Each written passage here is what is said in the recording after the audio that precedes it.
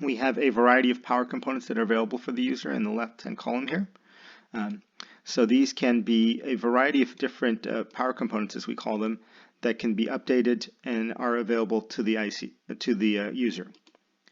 So it's as easy as doing a drag and drop environment here to add these elements onto the silicon here.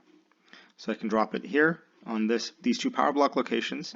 This is a synchronous buck regulator, so it uses a high side FET and a low side FET.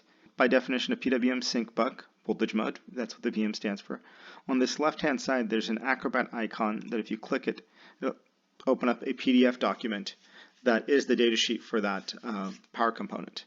This would be similar to a discrete buck regulator datasheet, so it's got the overview of the way it works, a diagram of how it's connected up, all the electrical specs, and then all the typical operating curves as you would, and the theory of operation as you would any discrete buck regulator.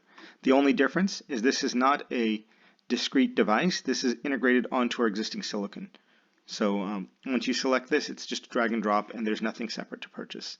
In addition, we'll get more into the details of this power component later on here in this demo as well.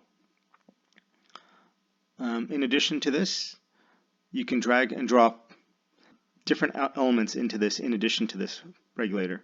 So I can drag a second buck regulator there. I can drag in a sequencer, as well as other elements if you had digital blocks and reset generators. So there's a whole slew of power components that we have, and this list will get updated as new components are released. Of course, releasing these new components can be done rather quickly because we do not have to wait for silicon tape outs to do this. This is